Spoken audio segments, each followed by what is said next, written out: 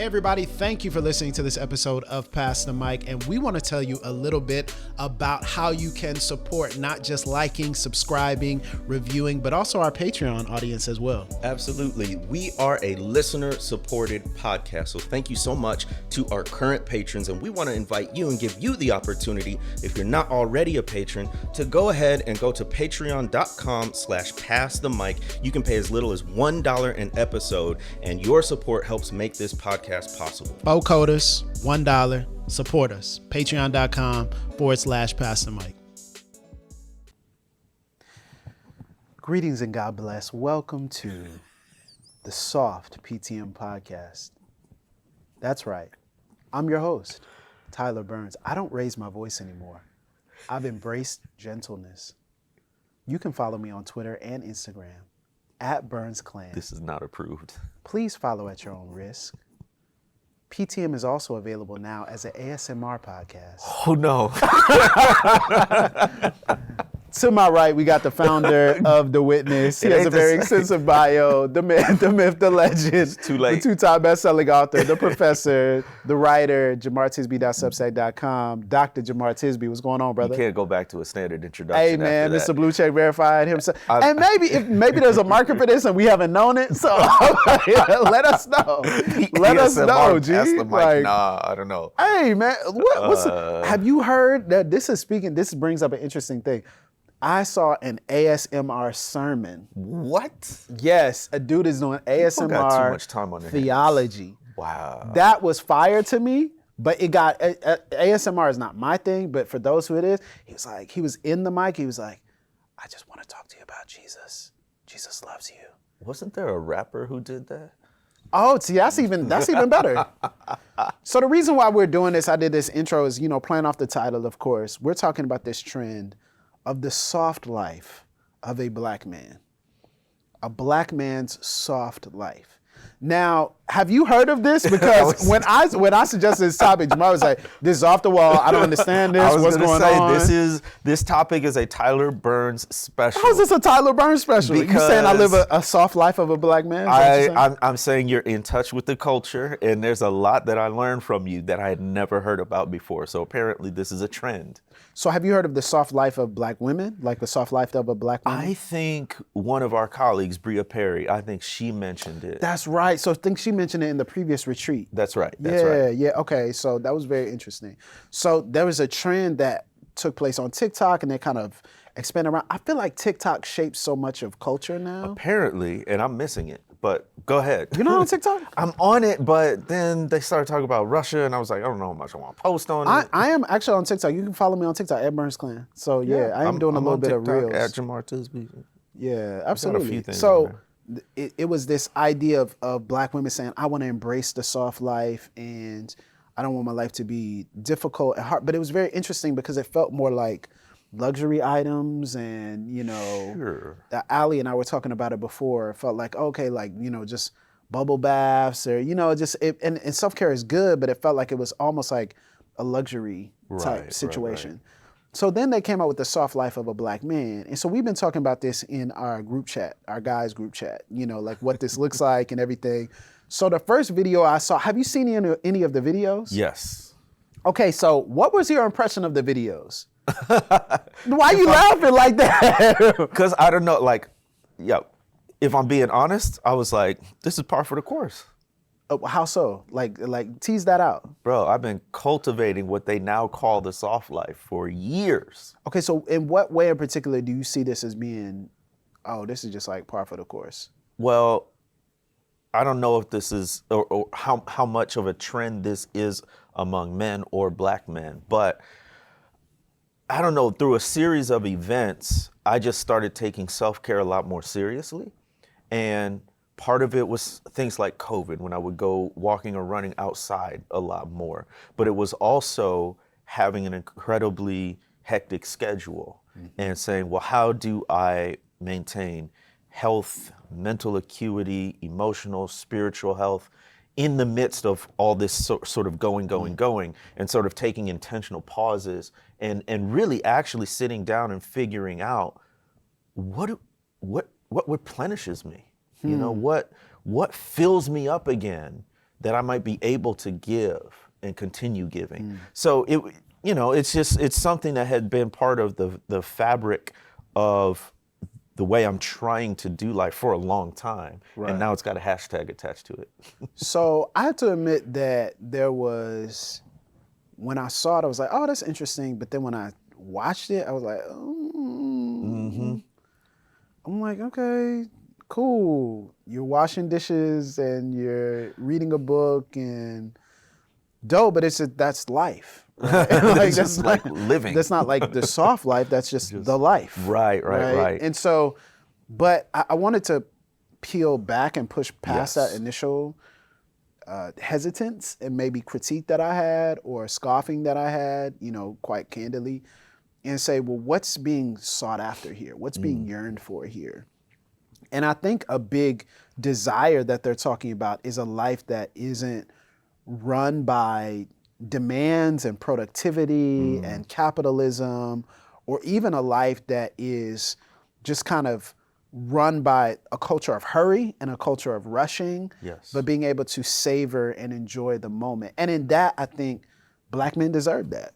Absolutely. I mean, I'm wondering about a couple of things because I'm just learning that this is a trend. Yeah, brother. Do you have any sense of where that term, soft life, comes from, or what it's supposed to indicate? Oh, we took it from Black women. Yeah, we do.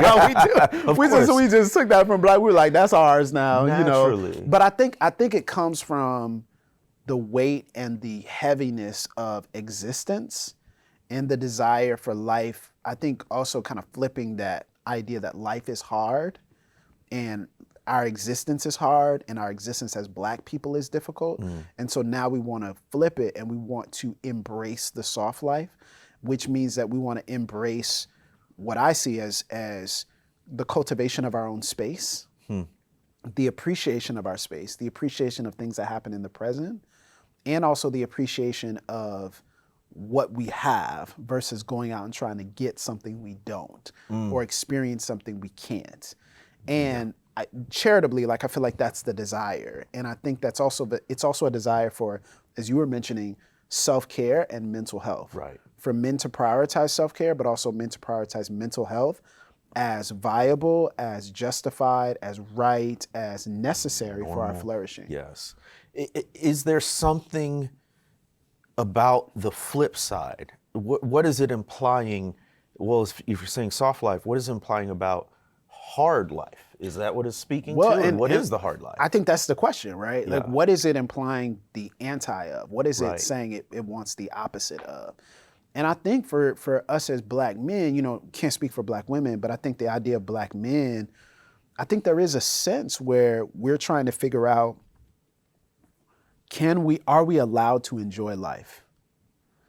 Because I think the messages that we've heard are that, one, that I think enjoyment is capitalistic. So enjoyment is found equals spending money or spending large amounts of money. That's one side of enjoyment. But I think also that on the secondary lens, we don't deserve enjoyment. We don't get that privilege because we have to work and toil and labor and provide and protect and be on. And so I think there's this idea that let's counter this notion that we have to just work ourselves into the ground. Yeah. But also maybe if we were able to enjoy life in a way that wasn't so cost prohibitive or, capitalistic, maybe we'll live longer. Maybe we'll be able to enjoy soft life in our older years. Yes. Versus just enjoying it when we have our faculties and when we're able to do all these things as young men. Maybe if we embrace a soft life now, it'll preserve us later. I feel like that's the essence of it. It's so interesting. I maybe am getting caught up in that term, soft life, because of the connotations. Can we talk about that? So when you hear the word soft, right, because that's a very interesting word for Black men in particular. Yes. And some of the connotations that I think you probably have experienced this as well growing up. The word soft is weaponized against Black men and a specific type of Black man. Absolutely. Let me speak to it in terms of just stereotypes about Black women, right? So studying Black women's history and even contemporary works, there's these different categories that Black women get stereotyped as. There's the Jezebel, who's the Right. temptress, right? There's the mammy mammy, figure. yeah.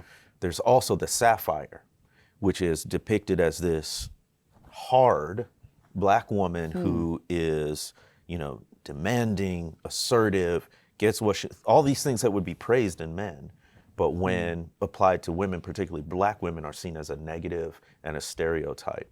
And so again, that language of the soft life, what is that implying about different kinds of Black women, kind of a thing. But then when you talk about men, in every instance in my growing up, when you applied the word soft to a Black male, it was negative. Oh, you being soft. You weak, is the implication.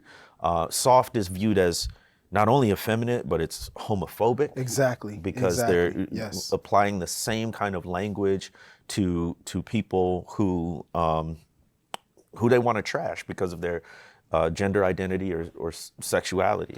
Exactly. And that's what I was going to bring up, is that word has been weaponized. And if you were called soft, you had to, quote unquote, defend your manhood. That's right. That's exactly right. So you had to be hard.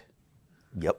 That goes down to even the things that we decide to do, like there's this trend on Twitter where people will say things about, oh, well, if you do this thing, fill in the blank, you must be homophobic slur. Right? Like Right. you must be this. Yes. Right? Because the implication is if you smile in a picture. Yes. Oh man. Right? So like even you think about, I feel joy while someone is taking my picture, and I feel like I have to, right?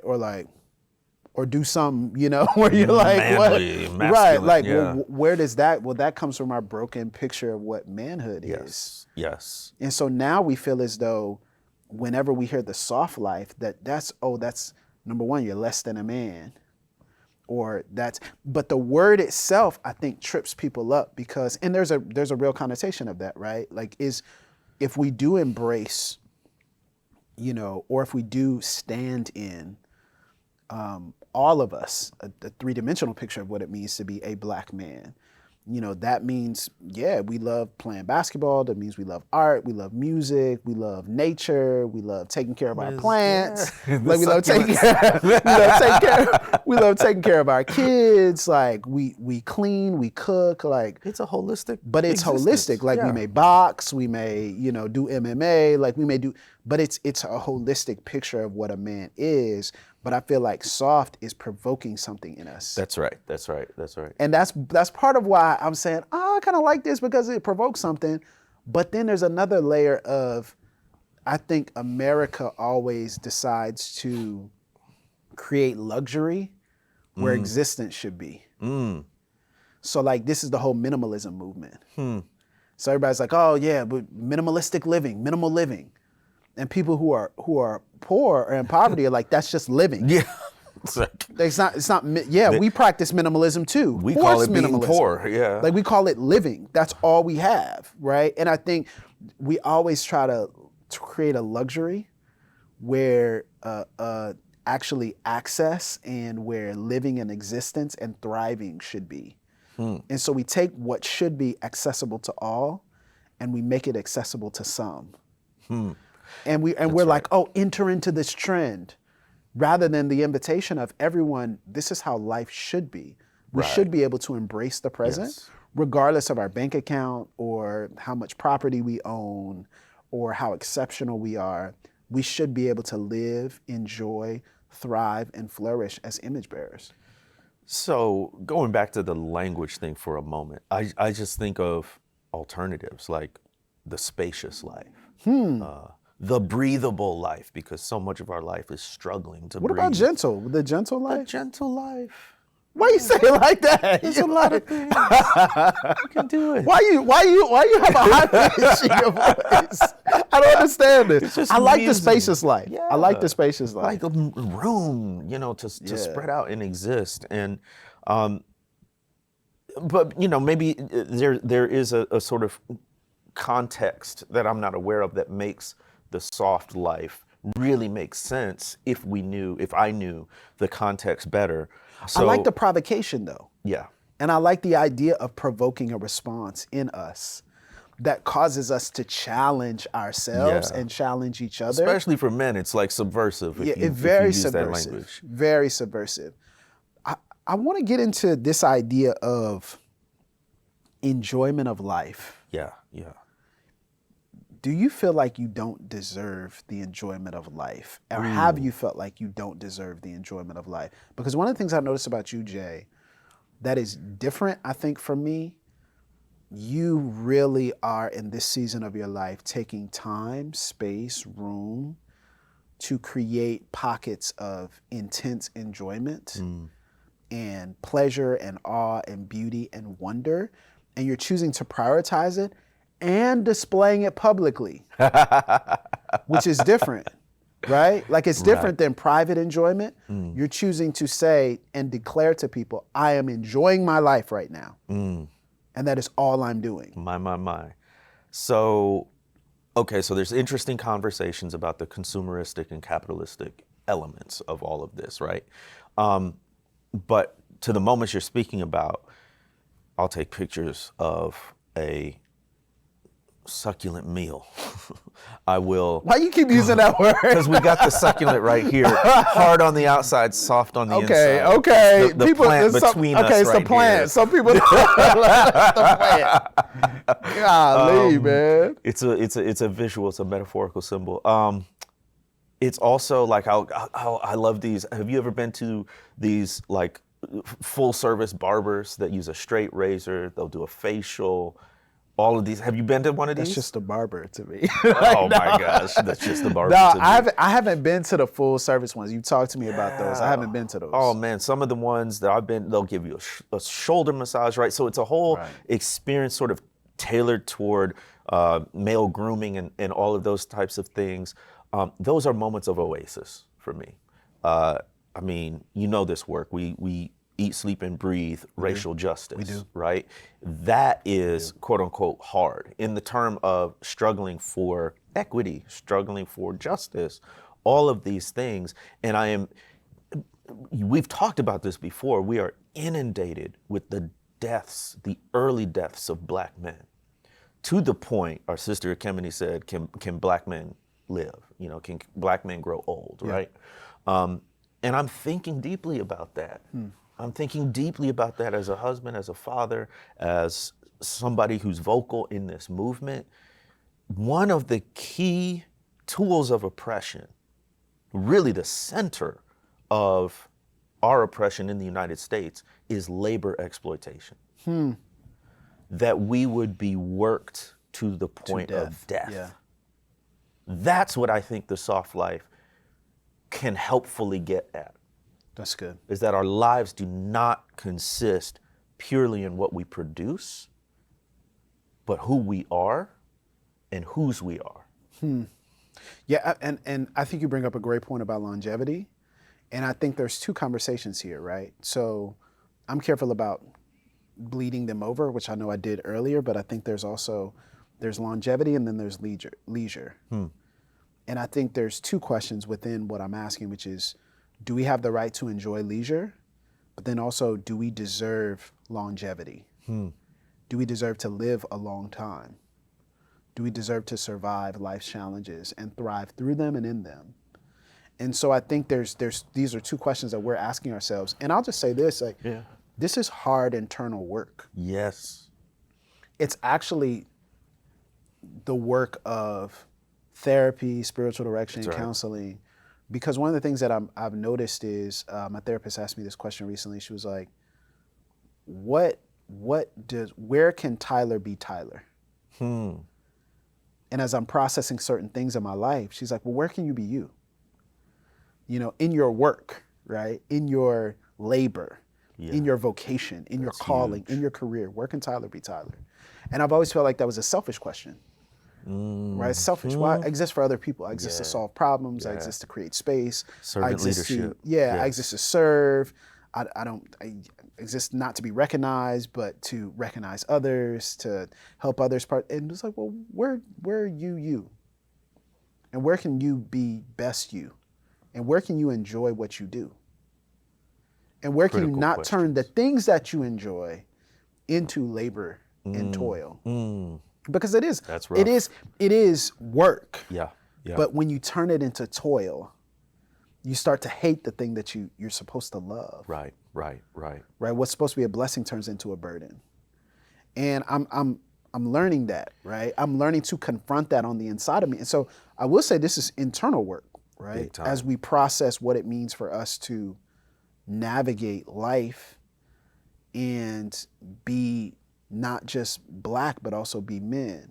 But I think another part of it that's difficult to parse through is the soft life implies hardness. Right. Yeah, Allie and I were talking about this earlier, and she was on the same train I was in terms of this implies that blackness is hard. No, well, racism is hard, White right? supremacy is hard. White supremacy is hard.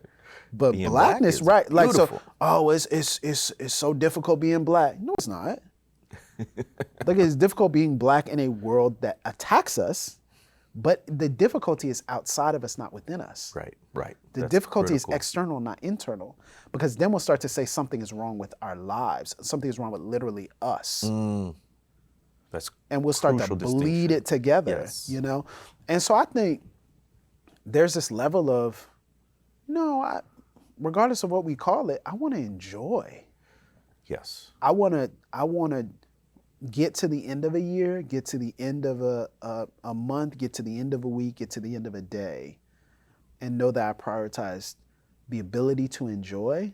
And so I worked the muscle of enjoyment and awe and beauty and wonder intentionally, however That's best I huge. could in that Yep. day. Yep. Maybe I didn't have the money to go on a luxury vacation, Sure. but I can watch the sunrise. Yeah. Yeah. Maybe I didn't have the money to, go and buy something expensive, but I could intentionally listen to the laughter of my children. And the longer I try to do this, the more I see the soft life, or if you want to term it something else, flourishing, is it consists not so much in these moments, the vacation, the nice meal, the whatever, but in a daily habit, a daily discipline, not to make it sound onerous, but actually the small things we do on a regular basis, right? So, you asked earlier, do I feel like I deserve this, or do we as black men in general feel like we deserve the soft life, spacious life, whatever? I would say yes, but also in sort of my actions, I would say no, right? Like my actions said that I didn't deserve it, right? Because I would constantly work and feel guilty not working. That's the kicker.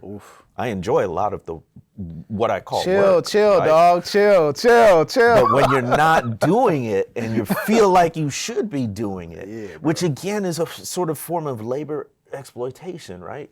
Like as we record this, it's Black History Month. It's one of our busiest months because we're black people who speak about race, and I'm grateful for the opportunity, but I'm always sort of reminding people that an option on like MLK Day or for Black History Month or for Juneteenth is not to do, but to rest. Yeah. That to me is subversive. Yeah. When we talk about living the soft life as black people in general and black men specifically. Yeah, it was funny. I actually, for this MLK Day, it's been a while since, I think they didn't do it last year, but we have a local parade. And so I went with my wife and kids to the parade, and they were shooting down the street. So it ended up, I didn't find out till afterwards. They started shooting down the street. We weren't a part of that. Okay. So, but I remember going to the parade and being in the parade with my church as a kid. And the enjoyment, and it's been years since I've participated, or years since I've just attended. So this was one of my first times attending, the parade. And it was the first time being able to take the kids to the parade. Okay.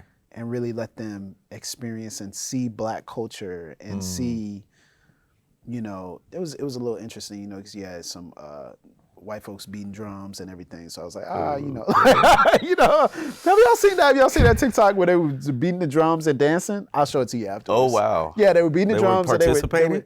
No, there was yes, in MLK Day celebration. Yeah. Yeah, it's Okay. it's on a particular. That was a All right. separate situation, not in Pensacola, but there was one in Pensacola where they were beating on the drum. I was like, this isn't giving what you wanted to give. So, like, I think you just sponsor someone to be in the float, like be a part of the parade. But I appreciate the attempt. I appreciate the effort. But in that moment, I said, wow, this really was healing, helpful. I didn't have to do a panel. I didn't have to, you know what I'm saying? Didn't have to work. Did my Didn't have little to be reel. on. That's Yeah. it, you know, but I didn't have to do a lot. I actually just got to enjoy. And maybe the soft life is appealing because the soft life is the statement that we use to describe the abundant life. Yeah. I think Maybe that's what it is. trying Maybe to it's do. just the abundant life. And I love the invitation of Jesus, you know, especially in Eugene Peterson's, you know, paraphrase was, Yeah. come to me, come away with me, and I'll teach you a new way of living. I won't put anything heavy or forceful upon you. And I love that idea. Yes, his yoke is easy, his burden is light. Those are sweet words. Yes. Isn't that sweet? You know, and oftentimes I'm like, it's hard. I'm struggling. I'm dealing with it. And then you can't show it. and you can't be honest about it. Well, I'm okay. I'm good. It's okay. I'm good. Oh, I'll be all right. It's all right. I'll be all right. And I think it confronts our denial. And so whatever we want to call it, whether it's soft life, abundant life, gentle life, spacious life, we need to live. And you know what it does to not do that? It puts ourselves in the place of God. Because Yeah. if we're talking about living this so-called hard life and not showing weakness and not being so-called soft, then what we're saying is we don't need rest. We don't need recovery. We don't need support. And the only one of whom that's true is God. So it puts us in the position of being the creator and not the creation, which inherently comes with the need for rest, which inherently comes with the need for help, right? And to the extent that we would deny that out of some sense, misguided sense of masculinity, we're actually denying the opportunity for Jesus to minister to us in the ways we most need. Like, so if there is a pitfall of the soft life, is that it's only surface level, that we would engage in these habits or these activities, and it's really just scraping the surface of what really needs to happen in our souls. This is why we get, if you get a facial, a manicure, a pedicure, first thing they do is strip off the dead layer so that the oils and the materials that they use can penetrate deeply. Yes. And if what we're doing for self-care, for the soft life is not penetrating deeply, then it's all literally cosmetic in the classic sense of the term, surface. Right. And so we're trying to create space, but we don't actually create space within our internal heart, Our existence, and our soul. yeah. But we just create the appearance of space on the outside, and the external. That's challenging because I think, again, this is the issue with the trend. We have to reorder our lives. And I've been thinking about this. What does it look like for Black people to reorder their lives intentionally over the course of generations to embrace living as viable, to embrace thriving as viable? And normal. And not coupled with some sort of inherent intrinsic resistance that drains the soul, wears out the body, in many cases kills the body, Yes. Destroys the mind, weakens the hands. But there is yet still, and at the same time, being prepared and ready to fight and stand up for justice wherever we see it, but also saying, we want to see in the future the creation of living and existence and flourishing and thriving as holy, as righteous, as holy, as something we are deserving of, something we are worthy of, and we can just live. That's what I want for Not be I exceptional. want for my kids to be able to live. I want my children to have lives. I don't want them to be like, okay, well, we got to fight this, we got to fight that. Be prepared, be aware, be ready. But then there's something beautiful about just being able to live, and that's what we're working so hard for.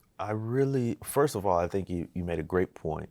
This is generational work. Oh, yeah. Because it took generations for us to have this existence where being black in a white supremacist world is the way it is, right?